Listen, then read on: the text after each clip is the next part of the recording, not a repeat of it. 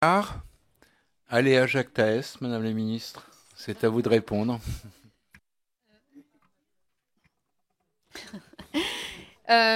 J'espère que mon propos ne sera pas trop désordonné. Pardonnez-moi, j'ai essayé de rassembler vos différentes interventions. Je vais commencer par celle qui est revenue la plus souvent, comme ça ce sera plus simple. Et s'il faut que s'engage ce débat réclamé par Madame Genevard, je le ferai avec plaisir. Sur cette question du latin et du grec, je voudrais juste que vous compreniez bien la démarche de cette réforme du collège. Je l'ai dit d'ailleurs dans mon introduction. Oui, pour 20% d'élèves, le collège actuel fonctionne super bien. Pour ceux qui, en effet, passent par les classes bilingues, par les options latin. Oh, on est tous d'accord. Pour eux, il n'y a pas de problème, il n'y a même pas besoin de réformer le collège. Le sujet, c'est comment est-ce qu'on fait en sorte que tous les collégiens puissent accéder à cet enrichissement que constitue le fait d'avoir une seconde langue plus tôt que d'attendre la quatrième.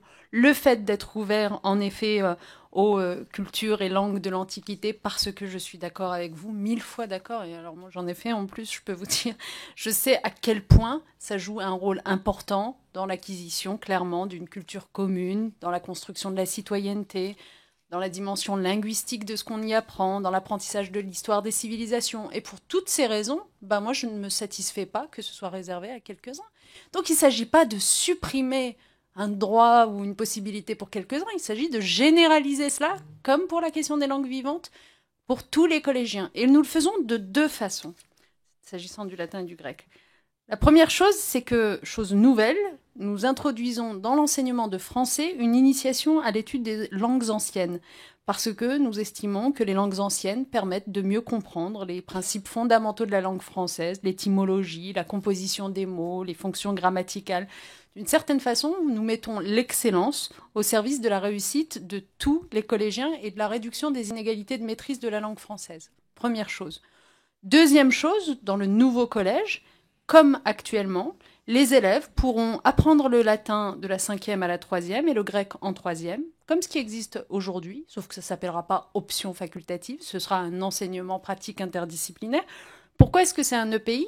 Précisément pour ce que vous disiez, Monsieur Hetzel, et j'étais étonnée que vous ne fassiez pas le lien, vous disiez dans d'autres pays, on a su moderniser l'apprentissage des langues et cultures d'origine en précisément donnant d'autres choses à voir au-delà de la langue en tant que telle, parler de l'histoire, de la civilisation, etc. aux élèves. Bah, c'est exactement à cela que sert le format enseignement pratique interdisciplinaire, c'est pouvoir aborder au-delà de la langue, mais la langue sera préservée, évidemment, on aura un temps d'aborder les questions d'histoire, de civilisation, de culture. Donc cet enseignement pratique interdisciplinaire langue et culture de l'Antiquité, je vous confirme qu'il aura le même nombre d'heures que ce que peut avoir aujourd'hui l'option existante, donc les élèves n'y perdent rien. Et pour le reste, s'agissant des langues vivantes de manière plus générale, la question a été posée de savoir si on perdait quelque chose avec l'introduction en cinquième de la LV2. Comment pourrait-on perdre quelque chose alors que la LV1 donc, se fera dès le CP? Donc ça veut dire que les enfants, non seulement ils seront exposés plus précocement, mais ils auront un nombre d'années quand même beaucoup plus important que quand on l'a commencé en sixième. Et une LV2 en cinquième. Je crois vraiment que sur ces deux points, que ce soit le latin ou que ce soit les langues vivantes, vous pouvez être assuré que le nouveau collège permettra à tous les collégiens de s'initier et d'approfondir, s'ils le souhaitent, beaucoup mieux que ce qu'il fait aujourd'hui lorsqu'il ne s'adresse en réalité, que ce soit le latin ou que ce soit les classes bilingues ou les classes européennes, que à 15-20% des élèves. Voilà, c'est vraiment. Donc, non, je réfute toutes les accusations en nivellement par le bas. C'est au contraire tirer tout le monde vers le haut, vers l'excellence, que de veiller à ce que ces possibilités soient offertes à tous. On y reviendra peut-être tout à l'heure. Pour le reste des questions qui m'ont été posées, moi j'ai entendu beaucoup euh, la question de la formation et de l'accompagnement des équipes pour pouvoir mettre tout ça en œuvre, et vous avez absolument raison, c'est essentiel. Donc sachez que dès ce printemps, on commence la formation des cadres, c'est-à-dire les chefs d'établissement, les inspecteurs IAIPR. On les forme au nouveau collège, aux nouvelles modalités d'enseignement, au nouveau socle commun, ce qui est en effet un gros morceau, mais chacun d'entre eux le sera à partir de ce printemps, pour que ensuite, dès la rentrée scolaire 2015, dans chacun des collèges, se mettent en place des formations sur site, ce qui est quand même autre chose que de sortir les enseignants de leurs établissements pour des formations théoriques à l'extérieur. Là, l'idée, c'est qu'on envoie des formateurs dans chaque collège à partir de septembre 2015 pour qu'on puisse apprendre, y compris aux enseignants, à travailler en équipe, puisqu'on leur demande beaucoup de travail d'équipe dans le cadre des EPI. Et donc, il faut qu'ils y soient formés ensemble. Ça, c'était sur la question de la formation. Pardon encore une fois pour le côté un peu brouillon, mais vous m'avez interrogé sur les horaires de français.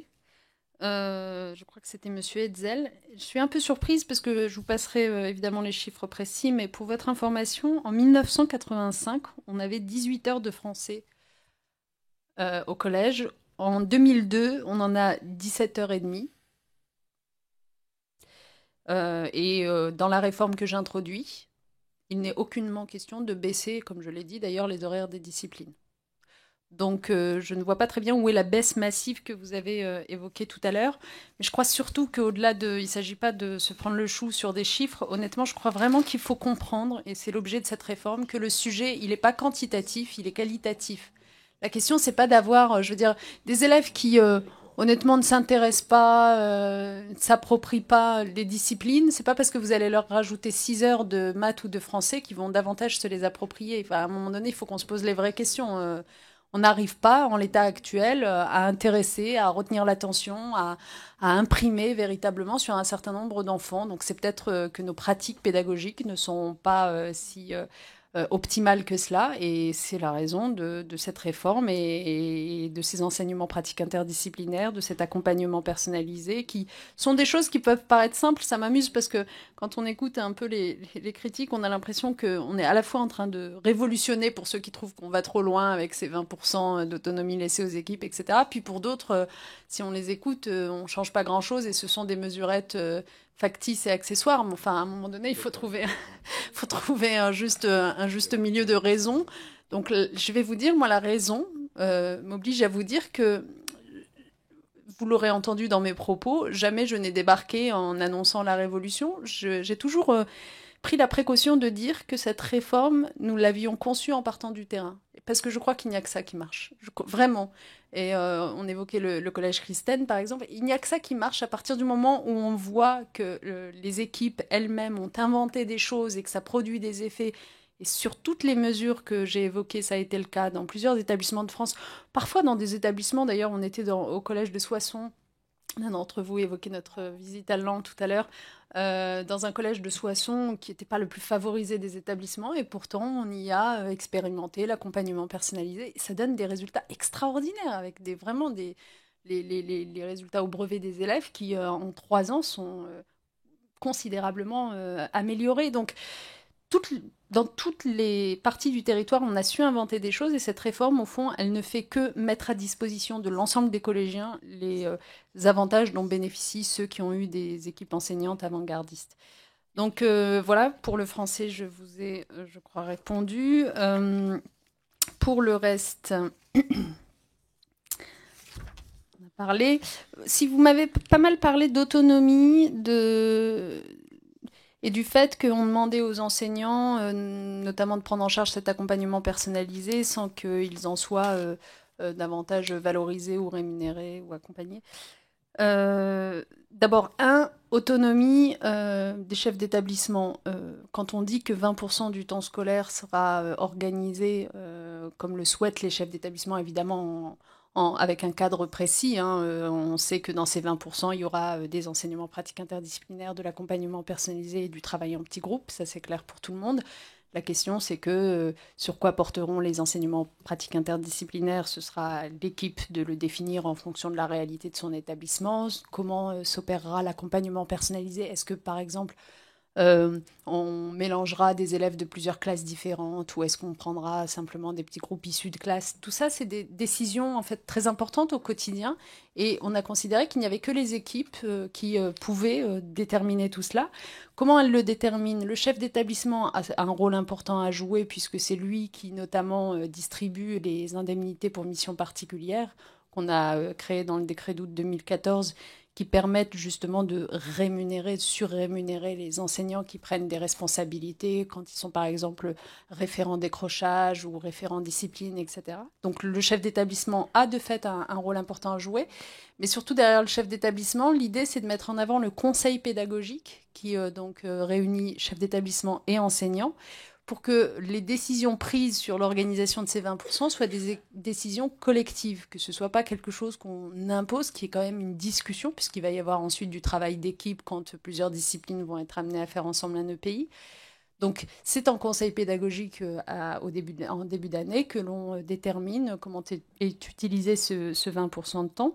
Et je crois sincèrement qu'on a beau ne parler que de 20% de temps, je crois qu'à partir du moment où vous avez cette démarche de travail en équipe, de conseil pédagogique qui joue tout son rôle, de chef d'établissement qui peut agencer tout cela, eh bien, cela finira par impacter 100% du temps scolaire, dans le sens où ce travail d'équipe, on le retrouvera aussi dans le temps qui est purement disciplinaire, parce que les enseignants, se parlant davantage, ils suivront de façon beaucoup plus réactive et précoce les difficultés des élèves, parce qu'ils pourront s'entendre pour ne pas, par exemple, quelque chose de très concret. Je parle notamment à Valérie Corr, qui s'intéresse beaucoup à la relation parents-établissement, et ça nous est souvent revenu. Les enseignants pourront se parler pour éviter que ce soit toujours aux mêmes périodes où on donne un maximum de devoirs aux élèves qui sont complètement surchargés, alors que si on se parlait un petit peu, on pourrait mieux répartir la somme de travail sur le temps. Enfin, voilà, donc c'est 20% du temps qui est laissé pour une organisation en équipe, ce travail un peu original, mais en réalité, c'est 100% du temps et des pratiques pédagogiques qui seront impactées positivement, à mon avis, par cela. Quant à l'accompagnement personnalisé, toujours Monsieur Hetzel, que vous évoquiez en disant qu'on ne l'avait pas inclus dans les missions des enseignants, si, je vous invite à relire le décret de 2014 qui le mentionne même expressément. L'aide et le suivi du travail personnel des élèves font partie des missions des enseignants et sont notamment valorisés, je le disais, par les IMP. Vous avez été plusieurs à évoquer l'évaluation de cette réforme. On a des études nationales et internationales qui mesurent les résultats. On peut penser ce qu'on veut de PISA, mais voilà, c'est un des éléments d'appréciation. On a surtout les enquêtes CEDRE qui sont conduites chez nous par la direction de la prospective. Et puis, il y a, Yves Durand l'évoquait, le CNESCO qui, c'est vrai, a un rôle qui dépasse cette simple réforme, mais ça nous fait quelques outils d'évaluation intéressants. Et par ailleurs, j'ai décidé, s'agissant de la carte scolaire et donc de ce travail sur la mixité des établissements, de m'adjoindre les lumières d'un conseil scientifique, c'est-à-dire que tout le travail que je vous décrivais tout à l'heure, comment est-ce qu'on va redécouper les secteurs, faire l'état des lieux, faire des simulations pour voir ce qui permet de réduire la ségrégation sociale, etc. Tout ce travail-là, on sera accompagné pour le faire par des chercheurs qui sont reconnus pour avoir beaucoup travaillé sur ces questions de mixité sociale à l'école.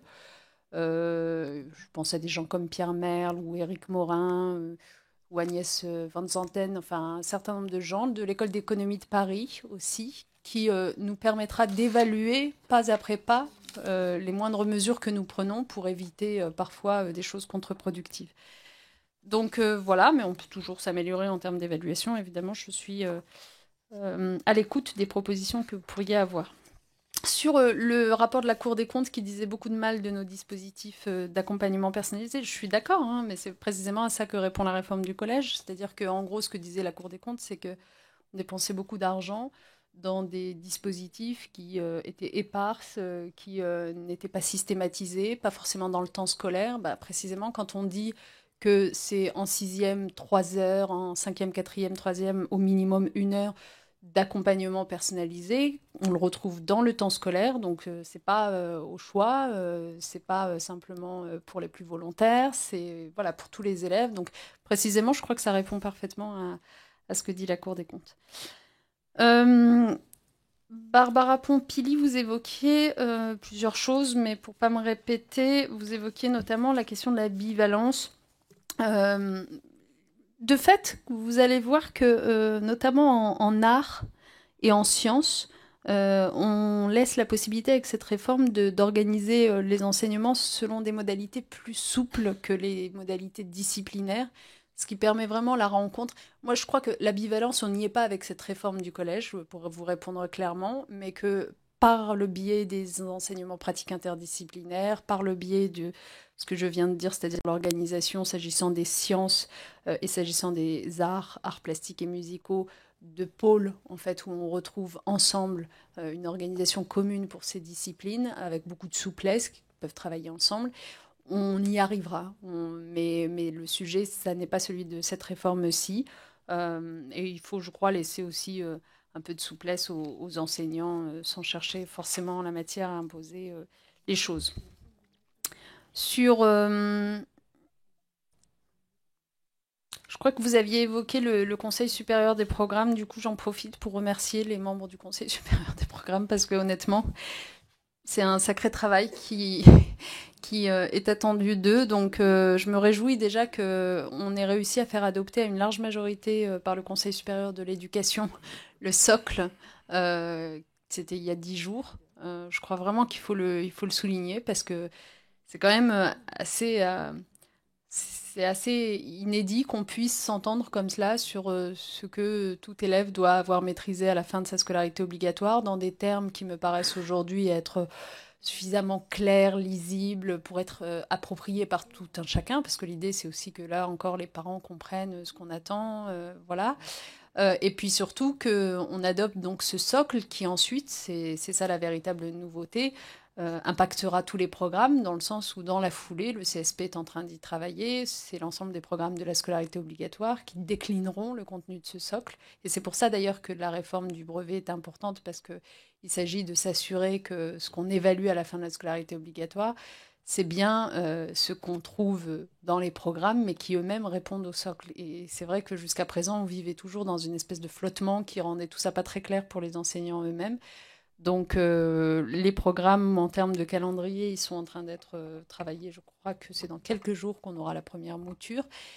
Et puis ensuite, les enseignants seront consultés comme ils l'ont été sur le socle. Ça aussi, c'était une grande nouveauté, hein, le fait que 800 000 enseignants soient consultés sur le socle, avec un taux de retour extrêmement important. Je le souligne parce que j'avais été très conspuée, évidemment, au moment de la demi-journée de consultation à l'automne dernier, vous vous en souvenez. Mais enfin bon, il n'empêche que on pourra dire de ce socle-ci que les enseignants se l'approprient, puisque par définition, ils ont eu leur mot à dire et que c'est pas quelque chose qui leur tombe du haut. Donc les programmes, les enseignants seront consultés aussi, même s'il n'y aura pas de demi-journée. Voilà, je lève tout de suite les réserves. Et puis ils seront adoptés définitivement d'ici la fin de l'été, pour qu'on puisse ensuite préparer les choses pour leur entrée en vigueur à la rentrée 2016.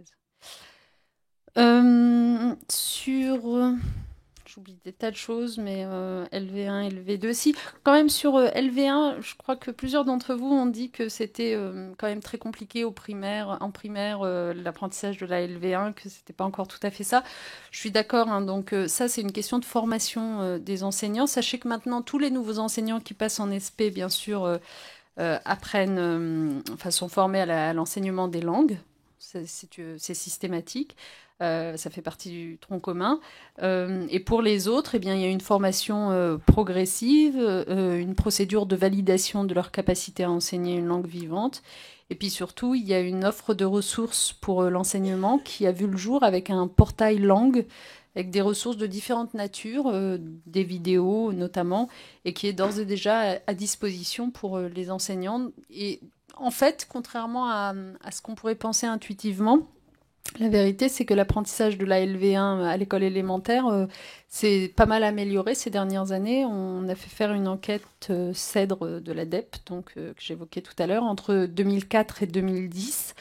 Les performances des élèves en fin d'école primaire en anglais ont augmenté en compréhension de l'oral, en compréhension de l'écrit. Donc on peut bien sûr s'améliorer, on le fera par la formation des enseignants, je le disais, mais il y a quand même une culture de l'apprentissage de la LV1 dès la primaire qui est en train de s'installer et donc qui sera généralisée en 2016.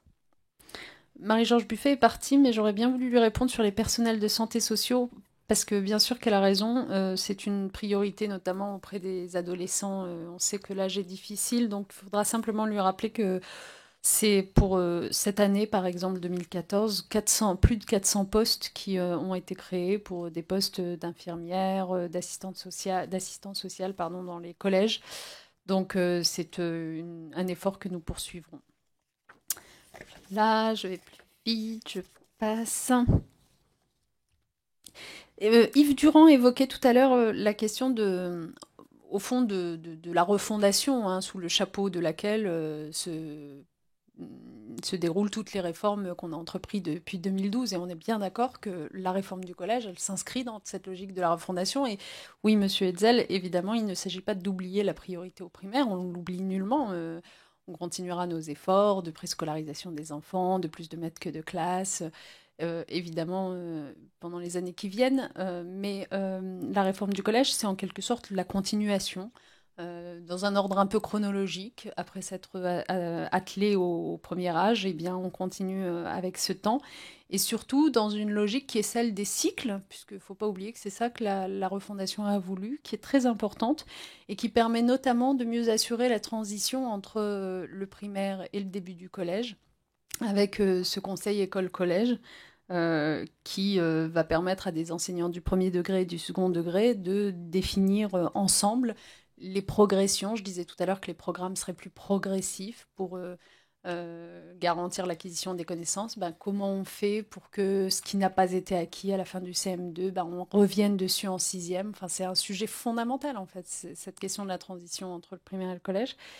Donc, pour répondre à la question, on est bien dans la logique de la refondation, dans une logique de cycle, et les programmes en tiennent compte. Voilà. Si, j'avais noté quelque chose d'important, je crois que c'était Rudy Sall, je ne sais pas s'il est encore là, qui posait la question des CIO.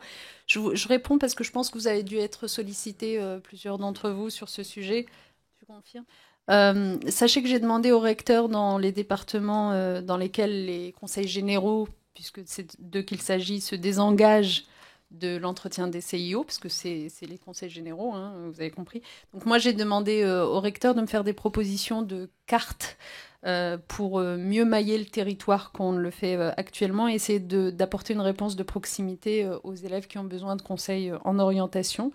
Donc ça veut dire qu'on va, y compris, faire ça au sein des établissements scolaires et au sein des CIO existants, mais pour faire en sorte que partout sur le territoire, il y a un meilleur maillage. Notre objectif en termes chiffrés, parce que nous avons des CIO d'État, mais c'est les CIO départementaux qui sont, pour beaucoup d'entre eux, en train de fermer. Donc notre objectif pour essayer de pallier cette difficulté, c'est qu'aujourd'hui, on a 290 CIO d'État, et bien, je compte passer à 360 pour voilà, compenser ce désengagement, sachant que par ailleurs, dans le même temps, les conseils régionaux, cette fois-ci, vont aussi monter en puissance avec le service public régional de l'orientation, donc qui va aussi les amener à ouvrir des enceintes d'aide à l'orientation.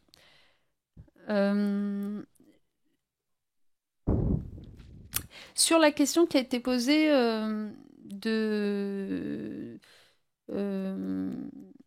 Conseil d'éducation santé citoyenneté, je ne sais plus si c'était toi qui l'as posée. Ah, si, d'accord.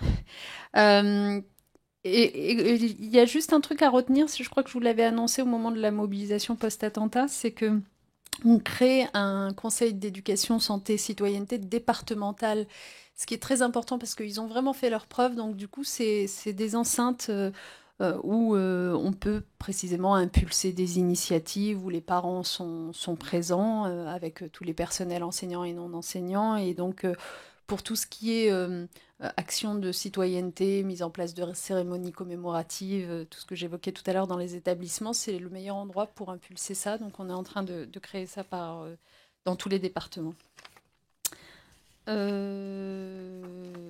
Voilà, voilà. Je crois que j'ai à peu près tout passé en revue.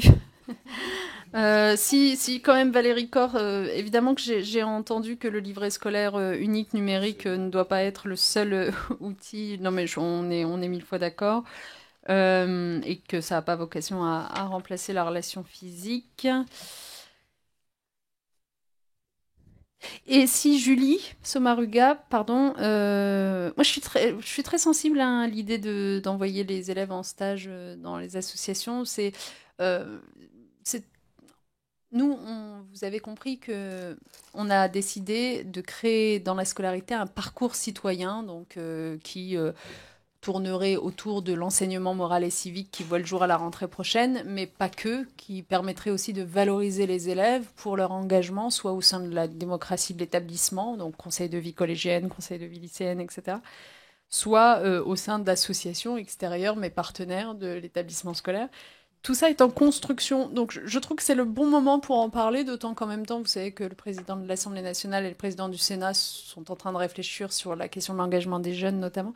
Donc c'est le bon moment pour, j'allais dire, touiller toutes ces idées et essayer de faire en sorte qu'on se retrouve tous autour de l'idée d'un parcours citoyen euh, dans lequel les établissements scolaires sont incités à développer les partenariats avec des associations d'éducation populaire.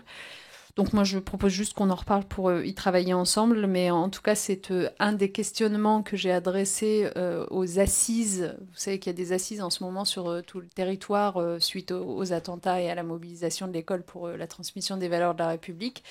Donc ces assises qui prennent la forme de réunions publiques avec des personnels de l'éducation, mais aussi avec des associations, des entreprises, des collectivités locales, etc. Elles doivent répondre à 3-4 questions qui me remonteront. On en fera la synthèse le 12 mai prochain. Et dans ces 3-4 questions, il y a cette question du parcours citoyen, comment on l'organise. Donc, on y reviendra à ce moment-là. Voilà, j'espère que ceux à qui je n'ai pas répondu en direct ne m'en voudront pas, mais je crois que j'ai à peu près tout couvert. Merci beaucoup pour votre intérêt et votre attention.